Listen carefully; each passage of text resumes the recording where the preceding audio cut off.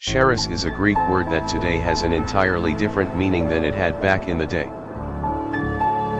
Today's meaning is something I'm not going to focus on yet because I want you to understand the word from how the poets and philosophers of the day understood and developed the character of the word. I'm often going to be citing from a book that was written by Bonnie McLaughlin, who has done great study in the original meaning of charis. In her book she provides excerpts from a number of works where the author used charis within the context of the subject matter. She includes both the original Greek text and its translation to give you an understanding of the topic being covered. I'm not going to include the Greek text because I've found that most people can't read it, and since this isn't a place to properly teach that material, I'm just going to give you the translations that she supplied. Currently I'm not going to mention the title of her book simply because it would give away what charis is recognized as today and taint the nature of what I'm trying to uncover to most people.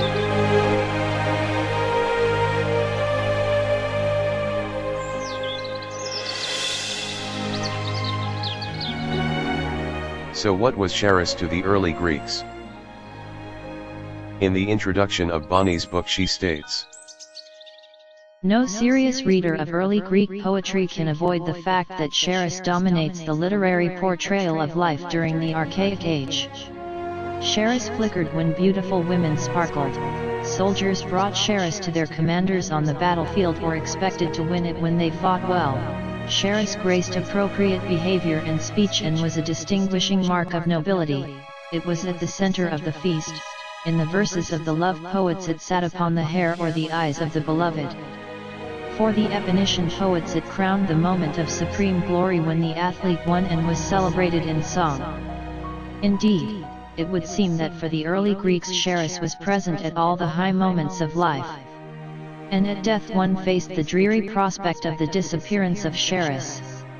Just what was the charis experience, the sensation that clearly brought the greatest enjoyment to the early Greeks? You can now see that charis as it was back in the day covered a lot of ground, and I assure you that today, knowing the background as I do, the present understanding of it is pretty pale in comparison. So we shall look at the past before we bring it into the present and eventually into the future. Hopefully it won't all be Greek to you in the end.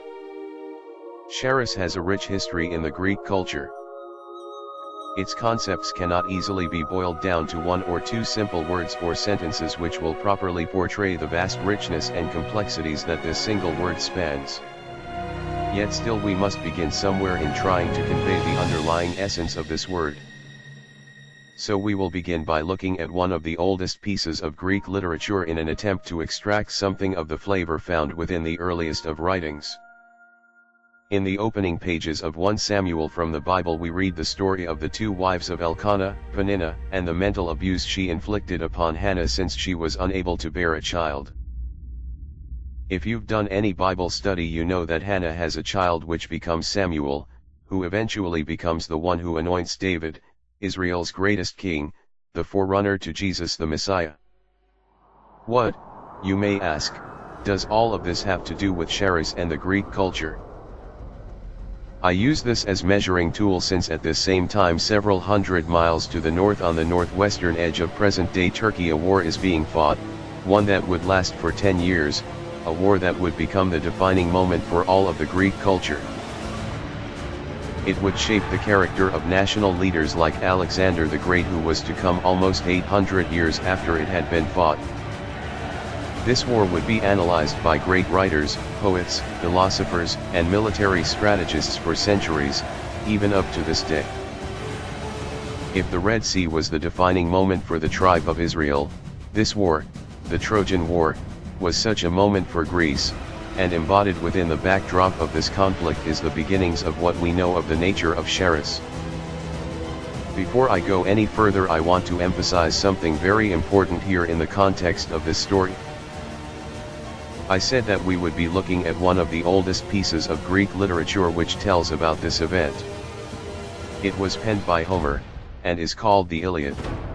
Homer wrote about this war over 200 years after the events transpired at about the time that Solomon was dedicating the temple of God in 1 Kings 7. Why is that important? The narrative of this 10-year war was not penned by someone that witnessed it firsthand, but by someone that, understanding the first nature of charis, was willing to bring honor where honor was due to as many as would receive it. After this great war, as many had before it, ran its course, champions and vanquished each went their way, telling the stories of great battles and their heroes to any that would listen. And since they didn't have our modern conveniences of distraction, weekly, if not nightly, symposiums, which were the mainstay of the communal life, became the outlet for these stories. This war will never be forgotten, nor will the heroes who fight in it. The world will remember your name. And if you go to Troy, you will never come home. Symposiums, unlike today's dry, staid intellectual forums, were festive drinking events held after a communal feast where songs and stories of heroic deeds from the champions of the past and the present flowed as easily as the wine, which by its very nature, was the regulator on the ability of the teller to hold the attention of the audience. Over and over again these grand and noble stories would be told, each generation adding to the richness as new subjects of honor arose in the community.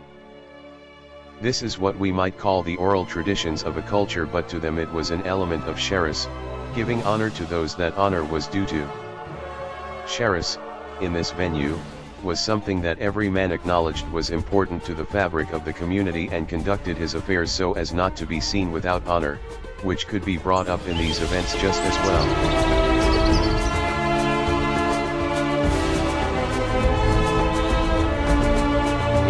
Used or heard the phrase, a face that would launch 1,000 ships, you have just been exposed to the catalyst of the Trojan War, a 10-year battle between the Spartans and the Trojans over the abduction of Helen, said to be the most beautiful woman in all of the earth and the wife of the Spartan king Menelaus, by Paris the son of Priam, king of Troy.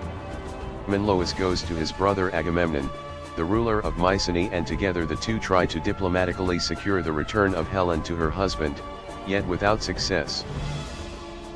Menelaus decides to enlist the surrounding kingdoms in a campaign to rescue Helen and is joined by Nestor, an old family friend, in his journeys to solicit the aid of these kings and their armies. Some scholars state that the reciprocity that these kings show to Menelaus was a characteristic of the social order during the time, recognizing that they would receive a portion of the spoil of the battles, while others suggest that many of them had been prior suitors of Helen and out of honor to her joined in this venture. Note now that these two thoughts, reciprocity and honor, are foundational to the Greek concept of charis. One of those recruited by Nestor was Odysseus, who had been warned that if he participated that this journey home would take him 20 years.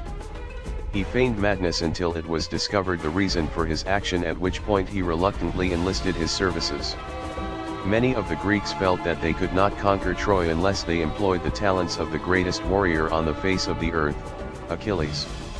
Achilles had been warned that he would receive great glory in the battle, but that he would die at a young age.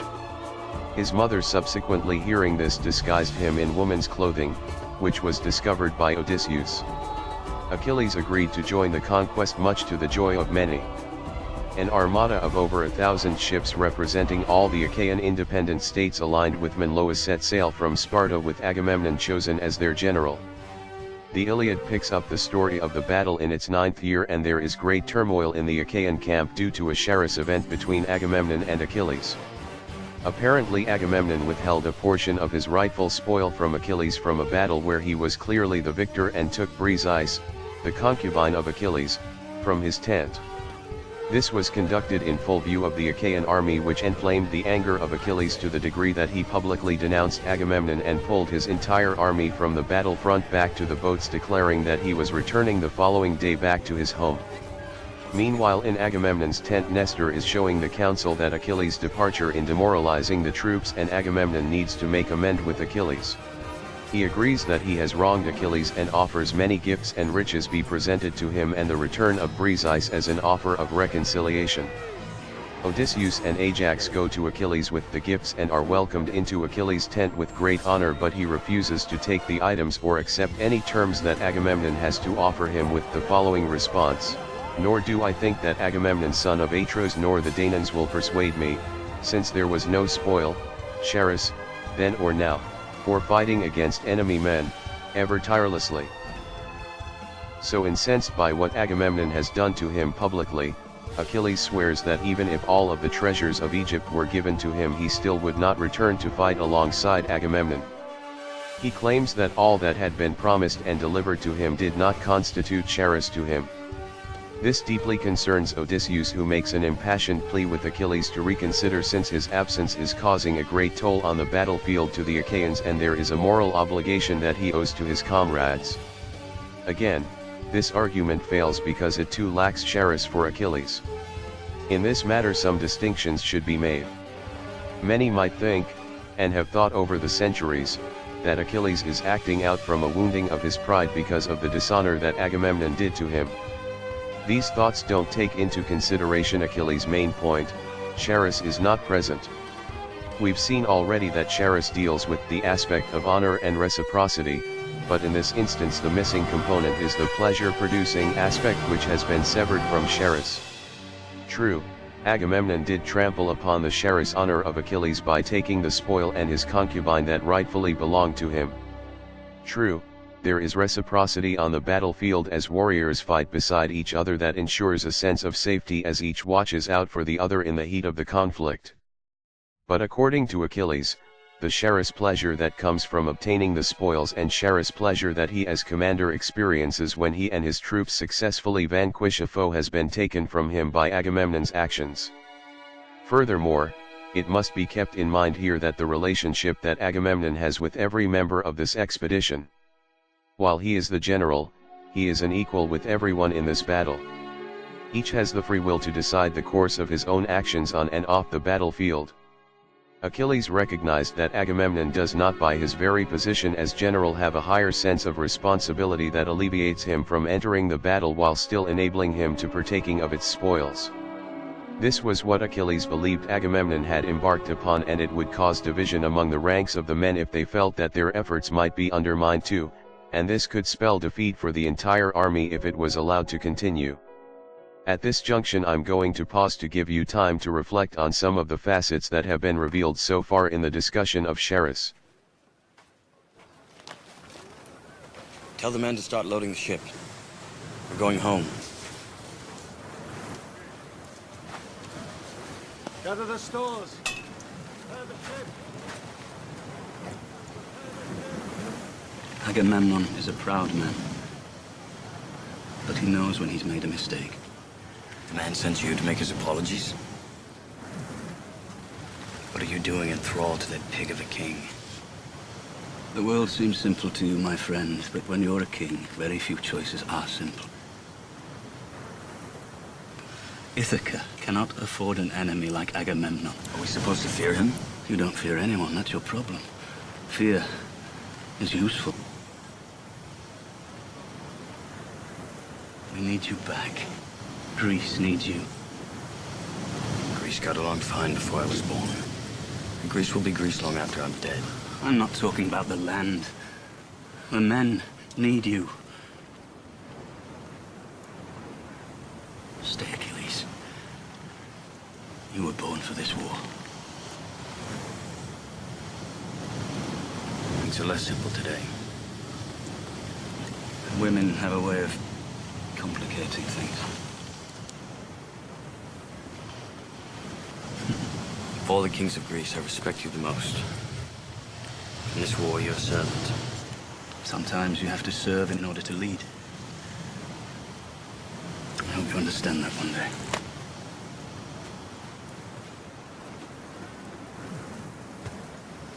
We're going home.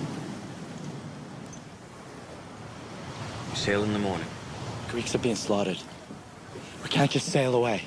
It's fighting you still long for. There'll always be another war, that I promise you. These are our countrymen. You betray all of Greece just to see Agamemnon fall. Someone has to lose. Some think that reciprocity is without qualification, just as the Pythagoreans said, for they defined justice without qualification as reciprocity. Now reciprocity fits neither distributive nor rectificatory justice, yet people want even the justice of Rhadamanthus to mean this: should a man suffer what he did, right justice would be done, for in many cases reciprocity and rectificatory justice are not in accord, e.g., 1. If an official has inflicted a wound, he should not be wounded in return, and if someone has wounded an official, he ought not to be wounded only but punished in addition. Further, 2. There is a great difference between a voluntary and an involuntary act. But in associations for exchange this sort of justice does hold men together, reciprocity in accordance with a proportion and not on the basis of precisely equal return. For it is by proportionate requital that the city holds together. Men seek to return either evil for evil, and if they cannot do so, think their position mere slavery, or good for good, and if they cannot do so there is no exchange, but it is by exchange that they hold together. This is why they give a prominent place to the temple of the Charites to promote the requital of services, for this is characteristic of charis: we should serve in return one who has shown charis to us, and should another time take the initiative in showing it. Aristotle, Nicomachean Ethics, Book 5. Some 600 years after Homer describes charis of Achilles in the Iliad, Aristotle declares the distinguishing characteristic of charis is reciprocity. Today we would know this process as the golden rule: do unto others as you would have them do unto you. But how could this Greek society operate under such a clearly biblical order? Consider that Greece is comprised of a mainland and many islands which in the day were primarily agricultural. Each of these islands were inhabited by clans that were fiercely independent and yet socially dependent upon each other. Whenever a conflict would arise which would draw the men capable of fighting away from their homes, as a matter of social discourse, those that remained behind would tend to the estates of those that had gone on their behalf. This would create a bond within the societal order to ensure the protection of the community not only in the present circumstance but also for future conflicts that might arise. Future generations were expected to fulfill their duty in honoring the sacrifices of those that had gone before them as an obligation to their own family's commitment to protect the interests of a neighbor. This honoring of the obligations of a charis event would be the glue that held the Greek society together for so many centuries. Some scholars even speculate that the reason that Greece never rose to a great economic power in the world was because of the rule of charis even in their business dealings. What, you might ask, would happen if charis was not honored? In a societal structure so tightly interdependent upon one another, not honoring the charis that was extended to you by a neighbor was grounds for public humiliation and disgrace. It was acceptable practice to call out the offending party at any public gathering so as to ensure that the community would be fully aware of the nature of the individual and how they conducted themselves with regards to commitments. In small communities this would be devastating to the person and their family for many generations afterwards, since it would adversely affect their daily transactions within the community as well as virtually deprive them of any ability to protect their resources in any future conflict. So we see here that charis has a specific nature associated with it that is evident in the actions of reciprocal exchange. This exchange process created a mechanism of honor which was passed down from generation to generation as reciprocal exchanges occurred within the social and economic fabric of each community. Eventually this pattern would become tarnished in the larger urban areas through the mechanism of political advantage and the buying of favors to extend and secure one's influence in the community. Yet in the rural areas, the operation of charis as it first developed would remain the law of the land.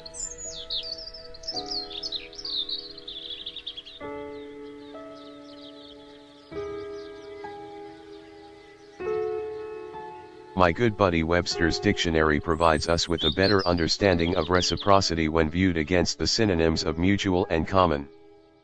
Reciprocity implies an equal return or counteraction by each of two sides toward or against or in relation to the other.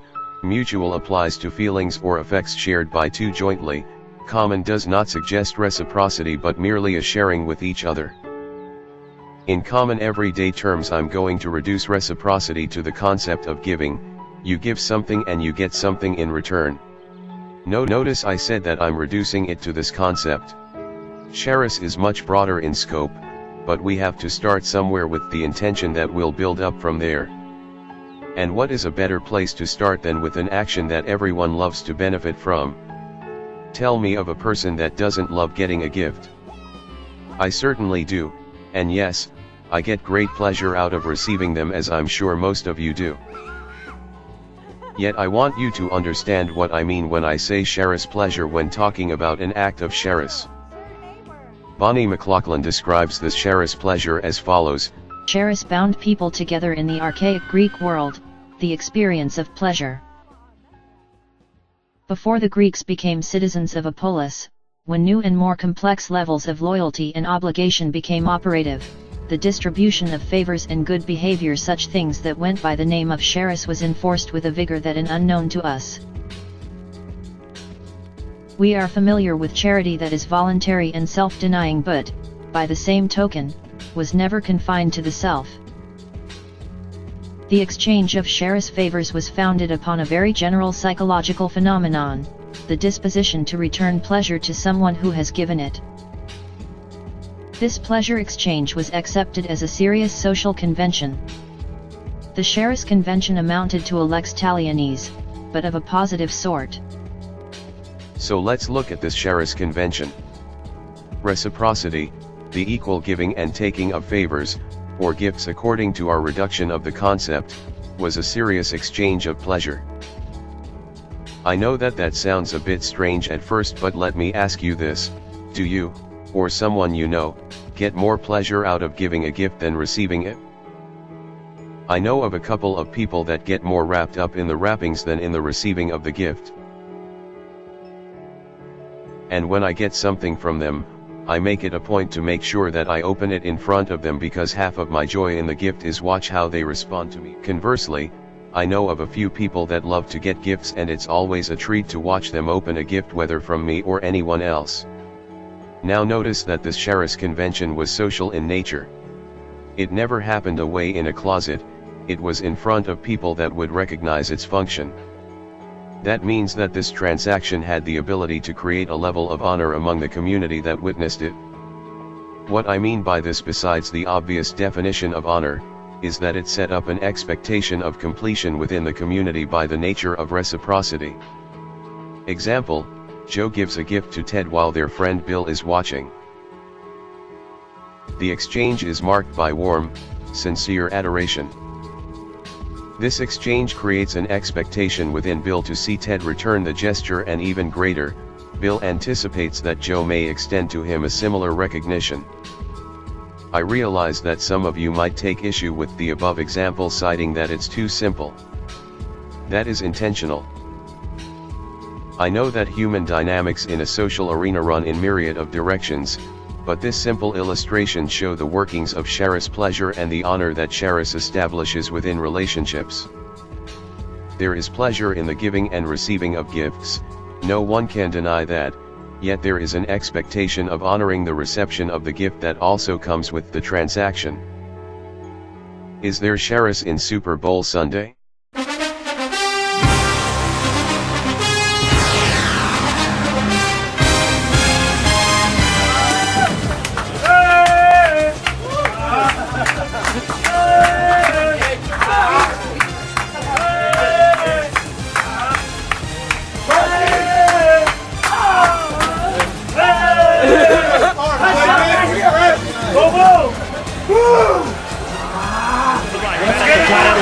Second and goal to go from the 2.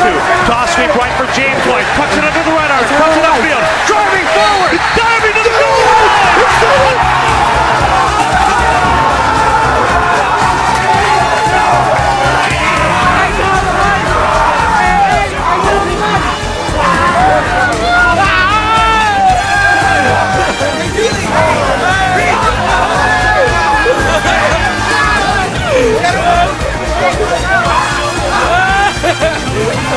Hey,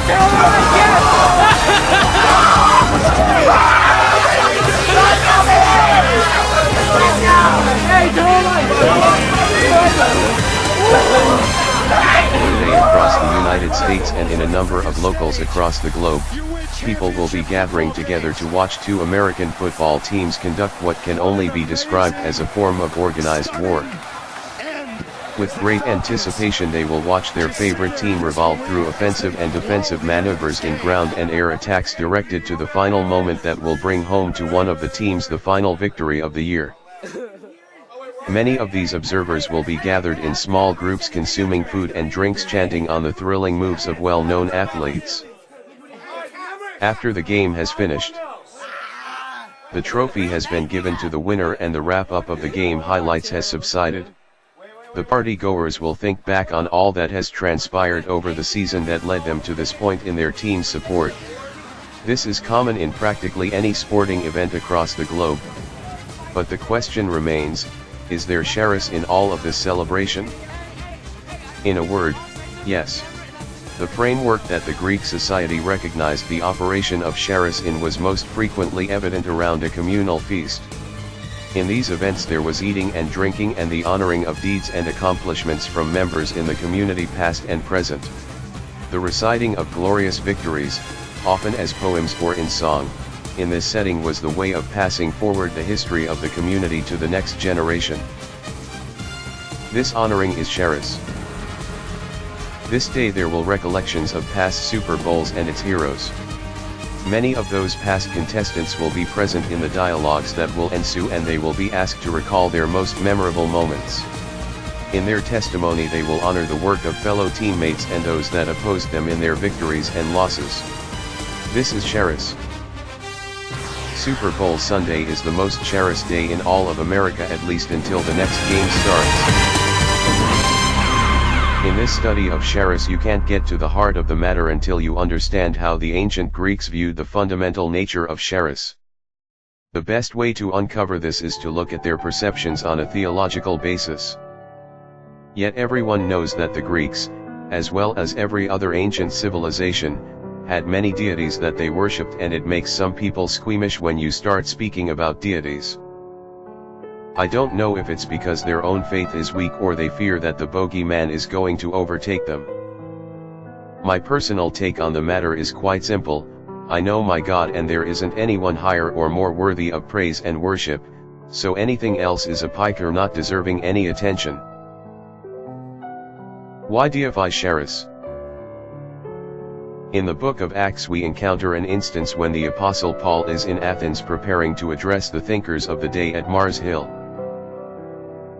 Paul notes that in his wanderings throughout the city he noticed many of the statues that had been erected for the various gods that they all worshipped, including one for whom they recognized as the unknown God. This was the God that Paul subsequently referred to in his preaching of the gospel.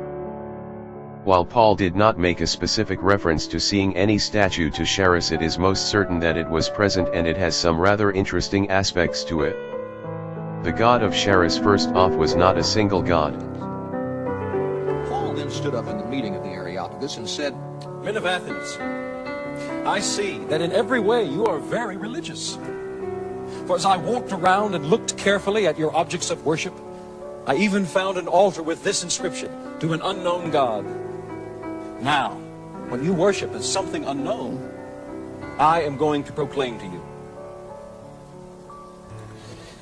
The God who made the world and everything in it is the Lord of heaven and earth, and does not live in temples built by hands, and he is not served by human hands as if he needed anything, because he himself gives all men life and breath and everything else. From one man he made every nation of men, that they should inhabit the whole earth. And he determined the time set for them and the exact places where they should live. God did this so that men would seek him and perhaps reach out for him and find him, though he is not far from each one of us.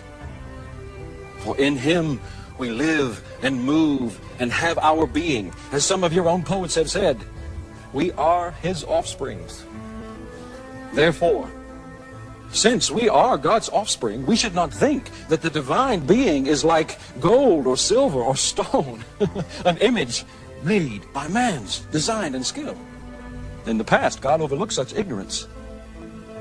But now, he commands all people everywhere to repent. For he has set a day when he will judge the world with justice by the man he has appointed. He has given proof of this to all men by raising him from the dead. When they heard about the resurrection of the dead, some of them sneered. But others said, "We want to hear you again on this subject." At that, Paul left the council. A few men became followers of Paul and believed. Among them was Dionysius, a member of the Areopagus, also a woman. The god of Charis first off was not a single god. It was always depicted as three young females called the charites. In most of the writings, the three graces, Euphrosyne, Aglaia, and Thalia, are most frequently named, but there appears to have been many more depending upon the occasion as well as the location of where you were in Greece. Primarily they were the personification of charm, grace, and beauty, and their realm was in social discourse, manners and culture. Even today we often speak about someone's social graces and ability to project an air of grace and beauty. Yet there were other areas in life that they presided over, including mirth, festivity, joy and favor, dance and song, praise and glory, play, amusement, banqueting, floral decoration, happiness, rest and relaxation. They are mostly described as being in the service or attendance of other divinities, as real joy exists only in circles where the individual gives up his own self and makes it his main object to afford pleasure to others. The less beauty is ambitious to rule, the greater is its victory, and the less homage it demands, the more freely is it paid. These seem to be the ideas embodied in the charites. They lend their grace and beauty to everything that delights and elevates gods and men. One of the first areas of influence that the charites shared was as goddesses of fertility and life. Since this area of life was concerned with joyous celebration about matters that mankind could not explain, it seems natural that the Greeks would create a deity to pay homage to. They became patrons of youth, marriage, and healing as their sphere of influence developed. Their youth was an important characteristic because they eventually presided over the social gathering whereby good deeds, ever recalled and renewed, never grow old. In the charites we see a joyful, robust exuberance to life that the Greeks not only recognized but practiced with their entire being as a tribute to the goddesses. This is the influence that charis had on their lives. To speak of charis to the Greeks meant that you were drawing on a vital component which was the very essence that defines humanity. To a Greek, charis is life. That is what Paul, Luke, and the other gospel writers recognized, and how the gospel message was the ultimate charis event for all humanity, an event that only God could supply.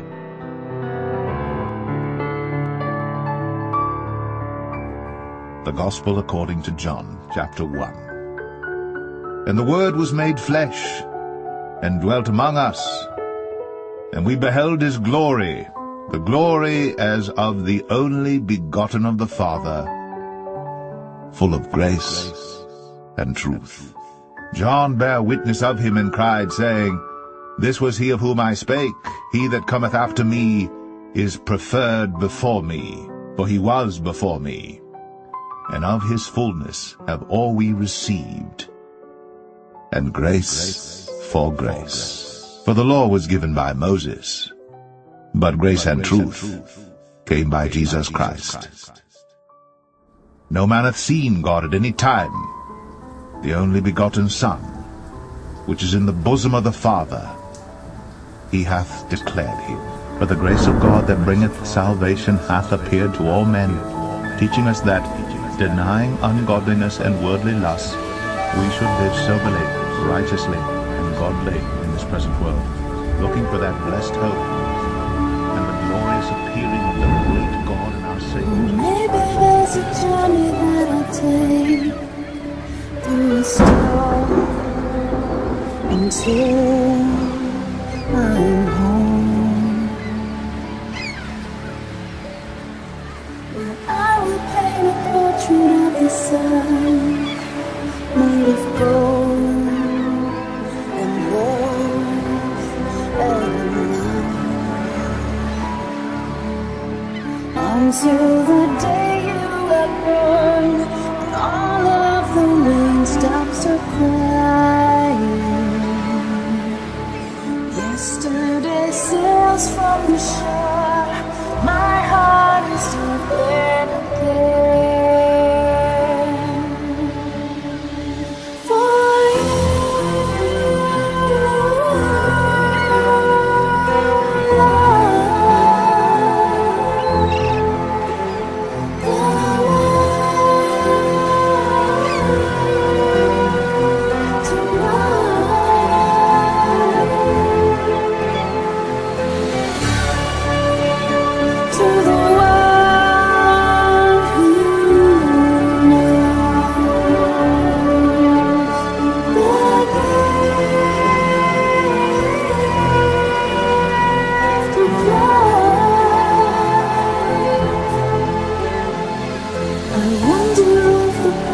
and the saints, messengers, the winds of faith, who carry you much farther than you see. Who was before a blasphemer and a persecutor and injurious, but I obtained mercy because I did it ignorantly in unbelief. And the grace of our Lord was exceeding abundant with faith and love which is in Christ Jesus. Lord, the Lord, they returned into Galilee, to their own city Nazareth. And the child grew, and waxed strong in spirit, filled with wisdom, and the grace of God was upon him.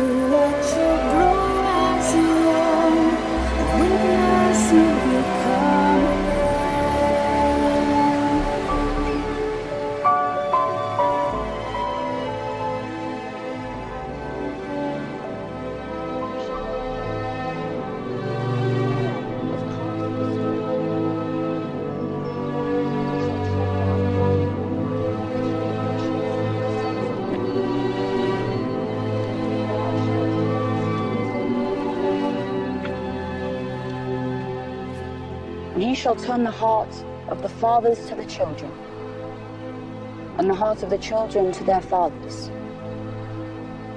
lest I come and smite the earth with a curse. I am the light of the world. He that followeth me shall not walk in darkness, but shall have the light of life. Thou bearest record of thyself. Thy record is not true. Though I bear record of myself, yet my record is true.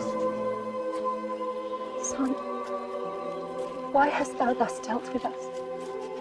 Behold, thy father and I have sought thee sorrowing. How is it that you sought me?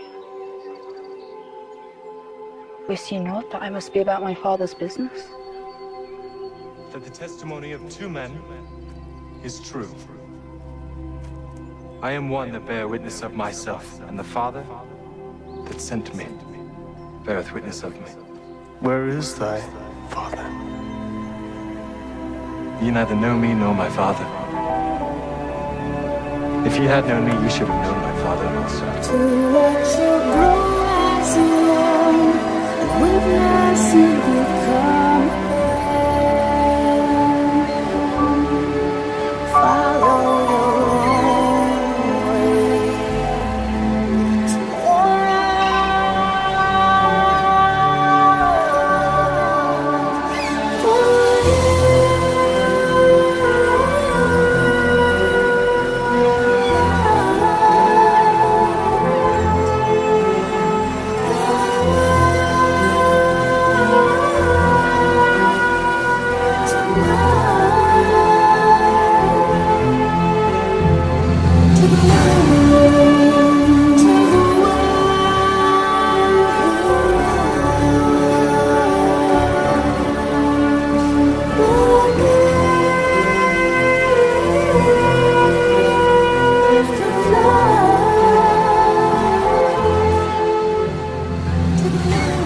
Likewise, ye husbands, dwell with them according to knowledge, giving honor unto the wife, as unto the weaker vessel, and as being heirs together of the grace of life, that your prayers be not hindered.